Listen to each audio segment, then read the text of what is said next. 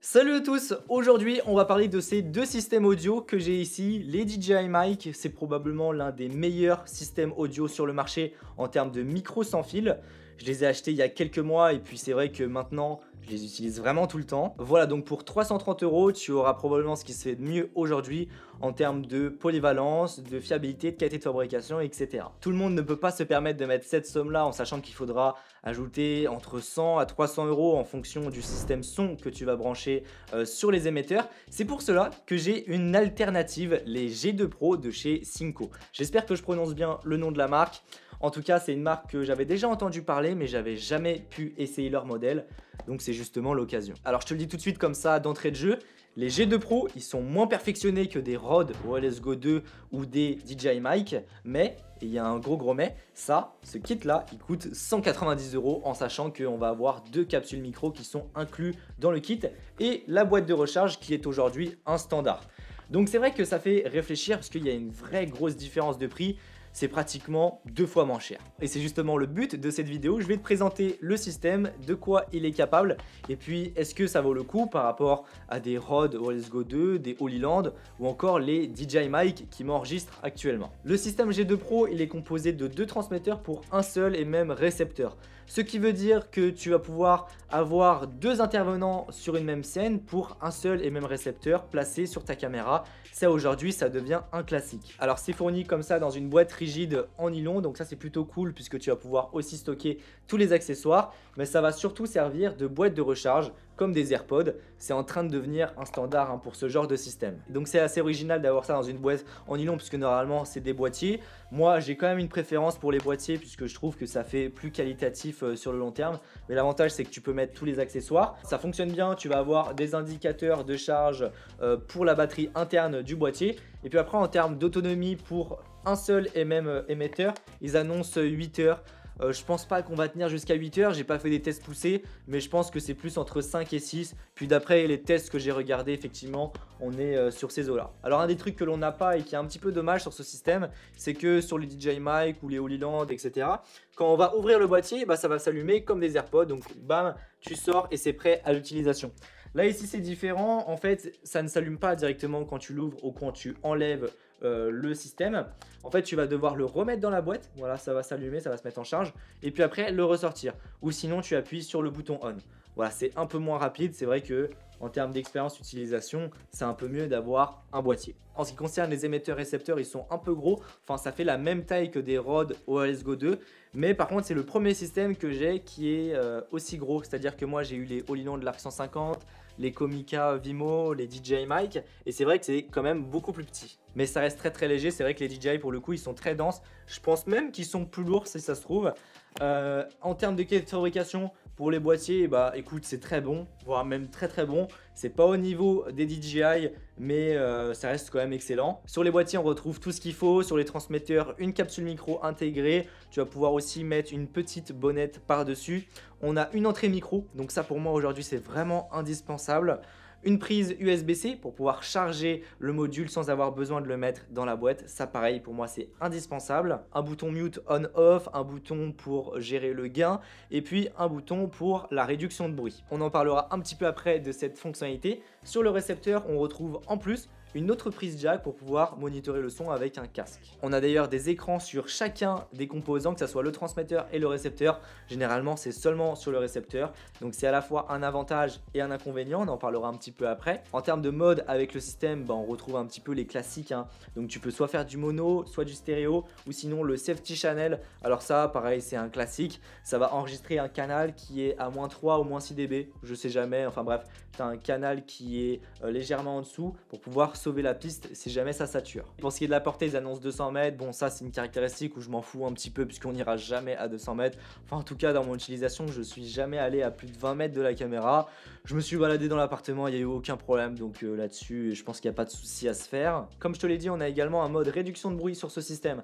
Alors, j'avais déjà testé ce genre de fonctionnalité sur les Comica Vimo C. Ça marchait pas du tout. C'était vraiment nul pour le coup. Alors ici, j'ai essayé. C'est quand même bien meilleur. C'est pas excellent, mais ça marche bien. Mais c'est pas parce que ça marche bien que je te conseille de l'utiliser. Moi, j'utiliserai jamais ce genre de fonctionnalité puisque déjà, ça va compresser ton signal, ça va un petit peu le modeler, donc il sera de moins bonne qualité. Ta qualité audio sera dégradée en utilisant ce mode. Ce qui fait que si après tu veux faire des ajustements, eh bien tu auras beaucoup moins d'amplitude et tu risques même de dégrader encore plus ton audio. Donc moi, ce que je te conseille de faire, c'est tout simplement d'utiliser un mode de réduction de bruit sur ton logiciel de montage. Sur DaVinci Resolve, on a le Voice Isolation qui marche extrêmement bien. Moi, je l'utilise pour tous mes tournages. Là, ça se trouve, il est carrément activé. On est parti pour les tests et puis je vais en profiter pour comparer avec les DJI Mic. J'ai le G2 Pro et puis le DJI Mic. Et là, j'enregistre actuellement avec la capsule interne au micro.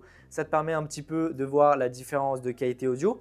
Et puis surtout, ça te permet aussi de juger de l'esthétisme du système. Le problème des G2 Pro, c'est que comme je te l'ai dit, les transmetteurs, bon, le récepteur on s'en fout, mais les transmetteurs sont trop gros.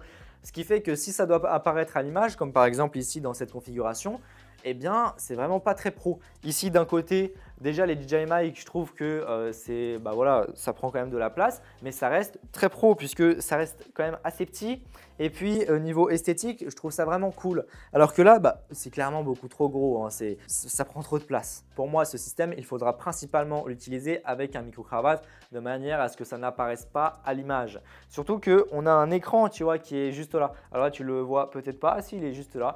Voilà, on a un écran, donc à la fois c'est très pratique puisque ça te permet de checker le gain, mais en même temps, si ça apparaît à l'image, tu vois, ça module, ce qui fait que c'est pas très pro. Sinon, au niveau de la qualité audio, c'est à toi de juger, mais en tout cas, ça reste très bon pour les deux systèmes. Allez, j'enregistre maintenant avec les G2 Pro et la capsule micro-cravate qui est branchée dessus. Alors, on a deux capsules qui sont fournies avec forcément. La qualité du son va changer en fonction de la capsule que tu vas utiliser, si elle est plus ou moins de bonne qualité. En tout cas, j'ai trouvé que pareil, la qualité audio était bonne avec le micro-cravate. Et je te laisse aussi comparer avec les DJI Mic qui est branché à mon Rode NTG. Donc voilà, donc là c'est mon Rode NTG, mon micro canon qui est placé à peu près 50 cm de ma bouche, qui prend le son. Et puis maintenant c'est le micro-cravate, ça te permet de voir un petit peu. Alors attention, c'est deux systèmes qui sont différents. L'avantage du micro-cravate, c'est que voilà, c'est sur toi, donc peu importe où je me déplace dans la pièce, eh bien le son, ça sera toujours moi. Je vais d'ailleurs en profiter pour te montrer à quoi ça ressemble la réduction de bruit. Donc là, voilà, je claque des doigts comme ça et normalement, on est censé entendre mes doigts en même temps que je parle. Et maintenant, je vais activer la réduction de bruit. Boum, maintenant c'est activé et normalement, c'est censé réduire un petit peu l'audio. Le problème de cette fonctionnalité-là, c'est que parfois, j'ai l'impression que ça va pas trop marcher. C'est-à-dire que quand tu as beaucoup de vent qui va taper sur la capsule et que par la suite tu vas parler, et l'audio sera pas normal. Je sais pas, c'est comme si la voix était étouffée. Utilise la fonctionnalité qui est dans le logiciel de DaVinci, Voice Isolation, et là vraiment ça marche extrêmement bien, beaucoup mieux que ce que pourrait faire ce genre de système en interne. Bon voilà, bilan, c'est vrai que j'ai beaucoup rabaissé ces G2 Pro par rapport au DJI Mic ou au Rode Let's Go 2, mais attention, il faut bien mettre les choses dans leur contexte. Là, c'est 190 € comparé à plus du double si tu achètes un micro externe avec des DJI Mic. Alors certes, les DJI Mic sont de meilleure qualité en termes de fabrication, sur le long terme je pense aussi. Enfin bref, tu vas avoir beaucoup plus de choses et puis tu as aussi beaucoup plus d'options. Par exemple, la possibilité d'enregistrer en interne sur les émetteurs, et ça c'est un gros plus. C'est-à-dire que là, ça je le prends dans mon sac, j'ai pas besoin de récepteur, hein. Juste je prends ça, je le mets sur moi, je fais play, enfin j'enregistre quoi, et voilà, ça va enregistrer l'audio. Donc c'est comme si c'était un enregistreur externe, et ça c'est vraiment trop bien parce que ça te permet d'avoir une piste de backup ou tout simplement de partir léger. En bref, faut-il choisir les G2 Pro ou DJI Mic? Et en fait tout dépend de ton budget, hein. Si tu as un budget qui est restreint, franchement pars sur les G2 Pro, c'est un bon système, hein. Il fonctionne bien. Alors c'est sûr que la réduction de bruit d'ailleurs qu'on n'a pas sur les DJI Mic, attention, puisque c'est le genre de truc qui ne fonctionne pas, hein. Donc c'est sûr que en global, le système il fonctionne très bien. Tout ce qu'on demande de ce genre de système, ça fonctionne, mais on va avoir des fonctionnalités en moins par rapport à des systèmes plus chers. Maintenant, si effectivement tu as plus de budget, eh bien pars sur les DJI Mic, tu seras beaucoup plus polyvalent, tu auras plus de fonctionnalités. Mais attention, il faut prévoir le budget pour acheter pourquoi pas un micro-cravate. Attention, les micro-cravates, ça coûte quand même pas mal d'argent, regarde bien avant d'acheter.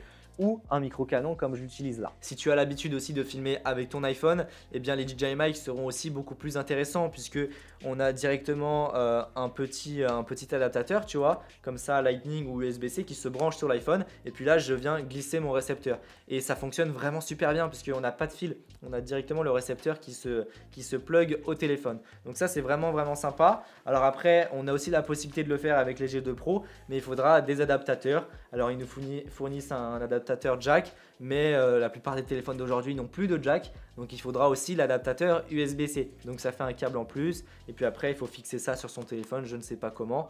En tout cas voilà, c'est à prévoir. Voilà pour mon test, n'hésite pas à me dire ce que tu en as pensé dans les commentaires. Sur ce, n'hésite pas à mettre un pouce bleu, à t'abonner si tu souhaites en voir plus. N'hésite pas à partager cette vidéo et à me suivre sur Instagram. Et sur ce, on se retrouve pour une prochaine vidéo.